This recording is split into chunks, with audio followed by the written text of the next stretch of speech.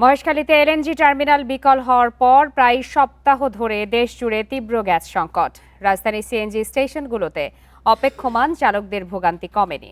কিছু স্টেশনে 5 থেকে 7 ঘন্টা অপেক্ষা করেও গ্যাস মিলছে না। স্টেশনের প্রতিনিধিরা বলছেন, গ্যাসের চাপ না থাকায় বিক্রি নেমেছে অর্ধেকের নিচে। এবারে এ বিষয়ে আলোচনা করতে এই মুহূর্তে আমাদের সঙ্গে যোগ দিয়েছেন জ্বালানি বিশ্লেষক শফিকুল আলম। জনাব শফিকুল আলম, আপনাকে স্বাগত জানাচ্ছি ইন্ডিপেন্ডেন্ট টেলিভিশনে। আপনার কাছে প্রথমে একটু জানতে চাই যে এই যে এক সপ্তাহ ধরে তীব্র গ্যাস সংকট চলছে, জনভোগান্তি তথা উৎপাদনে বড় ধরনের প্রভাব পড়েছে। এত দীর্ঘ কেন হচ্ছে এবং তিতাস কর্তৃপক্ষই বলতে পারছে না যে কবে নাগাদ এটি ঠিক হতে পারে। এই বিষয়টি কি আসলে মেনে নেওয়া সম্ভব কিনা? ধন্যবাদ আমাকে সংযুক্ত করার জন্য। দেখুন, আমাদের যে গ্যাস সেক্টরের পরিস্থিতি বা ওভারঅল জ্বালানি খাতের যে পরিস্থিতি, এটা আমরা অনেক আগে থেকেই বলে আসছি। অতিরিক্ত আমদানি নির্ভর, অন্যদিকে আমাদের যথেষ্ট সক্ষমতা নেই, নিজস্ব জ্বালানি উপর আমরা সক্ষমতা তৈরি করতে পারিনি, নবায়নযোগ্য জ্বালানির ব্যবহারও বাড়াতে পারিনি এবং নিজস্ব গ্যাস আহ, উত্তোলনেও খুব একটা সফলতা পাইনি গত এক দশকে। যে কারণে আমাদের এই পরিস্থিতি তৈরি হয়েছে। আর যে চাহিদা আমরা দেখতে পাচ্ছি, যেটা আমরা তিতাস বা ওরা সাপ্লাই করছে, সেটা 2600 এমএমসিএফডির মতো, অর্থাৎ প্রতিদিন 2600 মিলিয়ন কিউবিক ফিটের মতো। কিন্তু যদি চাহিদা বিবেচনায় নেওয়া হয় তাহলে সেটা 4000 এমএমসিএফডি ক্রস করে গেছে। তার মানে অলরেডি সেখানে একটা যথেষ্ট গ্যাপ রয়েছে। এরপরে এই এক্সিলারেটে যে সমস্যাটা তৈরি হয়েছিল একটি শর্ট সার্কিট থেকে, সেটার কারণে 500 থেকে 600 এমএমসিএফডি গ্যাসের আরেকটা অ্যাডিশনাল শর্টেজ তৈরি হয়েছে। কাজেই এই ভোগান্তিটা তৈরি হবে, এটা বোঝাই যাচ্ছে। আর যেটা আপনি বলছিলেন যে সলিউশন মানে কবে নাগাদ ঠিক হবে, যেহেতু টেকনিক্যাল বিষয় এবং টিম এসছে, তারা নিশ্চয়ই সলিউশন বের করবে। বাট এটা কিন্তু আরো একটা সিমটম আমাদের যে এনার্জি ইনসিকিউরিটির যে বিষয়টা, হ্যাঁ, নিরাপত্তাহীনতার যে বিষয়টা, এটা তারও একটা সিমটম। এবং আরেকটি বিষয় হচ্ছে যে আমাদের গ্যাসের উপর নির্ভরশীলতা সিগনিফিকেন্ট। বিভিন্ন খাত, গ্যাস সেক্টরে বিন্দুমাত্র কোনো জায়গায় সমস্যা হলে সেটা সব খাতকেই প্রভাবিত করে। এটা তারও আরেকটা সিমটম। বিকল্প হিসাবে কোন আহ, জ্বালানিকে আসলে বেছে নেওয়া আমাদের দেশের পক্ষে সম্ভব বলে আপনি মনে করেন? দেখুন, আমাদের প্রাইমারি এনার্জি হিসেবে গ্যাস যেটা আছে, আমাদের সেখানে আমরা সাফিসিয়েন্ট এক্সপ্লোরেশন করিনি গত এক দেড় দশকে। বরং আমরা আমদানি নির্ভর হয়ে গেছি। সে জায়গায় আমাদের ইনভেস্টমেন্টের যথেষ্ট এক্সপ্লোরেশনের যথেষ্ট গুরুত্ব দেওয়া প্রয়োজন ছিল এবং সেটা সামনের দিনগুলোতে করা উচিত। বর্তমান সরকার তো অবভিয়াসলি বলেছে তারা ড্রিল করতে চাচ্ছে। এখন সেই জন্য যে প্রিপারেশন এবং ইনভেস্টমেন্ট সবকিছু তাদেরকে নিতে হবে, সেটা একটা জায়গা। আরেকটি জায়গা হচ্ছে যে নবায়নযোগ্য জ্বালানির ব্যবহার বাড়াতে হবে। সারা পৃথিবীতেই নবায়নযোগ্য জ্বালানির দিকে ট্রানজিশন হচ্ছে, আমাদেরও সেটা করতে হবে এবং সেটা আমাদের অবশ্যই সবকিছু বিবেচনায় নিয়ে। আমরা যদি ফাইন্যান্সিয়াল দিকটা চিন্তা করি, নবায়নযোগ্য জ্বালানি অবশ্যই এখন ফাইন্যান্সিয়ালি ভায়াবল এবং আমাদের জন্য এটা দ্রুততার সাথে এক্সপান্ড করা উচিত।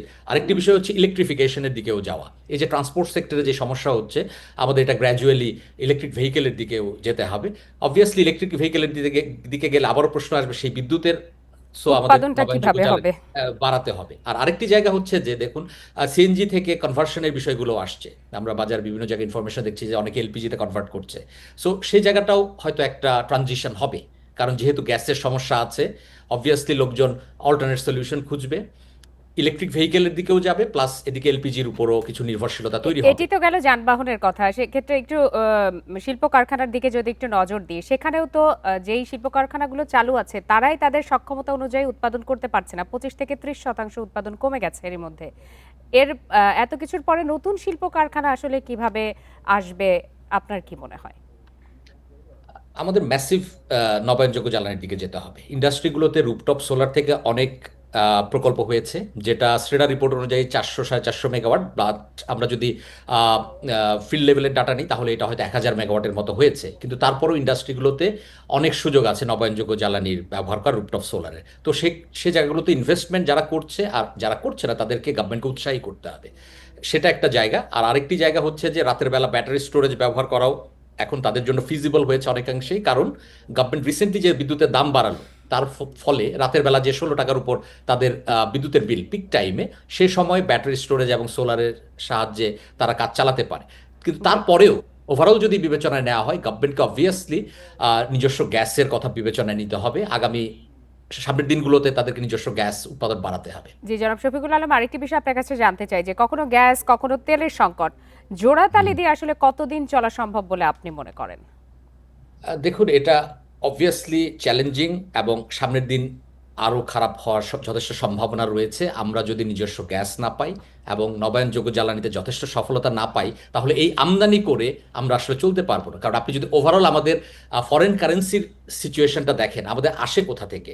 একটা মেজর অংশ আসে হচ্ছে টেক্সটাইল ইম্পোর্ট, আমরা এক্সপোর্ট করে পাচ্ছি গার্মেন্টস সেক্টর থেকে। আরেকটা অংশ হচ্ছে রেমিটেন্স। এই দুটোই তো মেজর সোর্স। এখন এর সিগনিফিকেন্ট পার্ট তো আমরা অলরেডি ব্যয় করছি জ্বালানি আমদানি করতে, কিন্তু আমরা আর কত দূর আমদানি করতে পারবো? তো সেটার একটা লিমিট আছে, আমরা তো লিমিটে পৌঁছে গেছি অলরেডি। কাজেই গভর্নমেন্টকে এখন সর্বোচ্চ চেষ্টা করতে হবে যে যেভাবেই হোক সর্বোচ্চ গ্যাসের চেষ্টা আসলে উৎপাদন। আশু সমাধানটা কি আপনার পরামর্শ জানতে চাই। না, ইমিডিয়েট কোনো সলিউশন নেই, আমাদেরকে এটা দীর্ঘমেয়াদী চিন্তা করতে হবে। কিন্তু সেটা হচ্ছে যে আগের মতো বসে থাকলে হবে না। একটা দীর্ঘ সময় ধরে আমাদের নিজস্ব গ্যাস উৎপাদনে আমরা খুব একটা বিনিয়োগ করিনি। নবায়নযোগ্য জ্বালানিও ধীরলয়ে এগিয়েছে। সেই সাথে আরেকটি বিষয় হচ্ছে energy efficiency. Significant energy efficiency ইমপ্রুভমেন্টের সুযোগ এখনও আছে ইন্ডাস্ট্রিতে।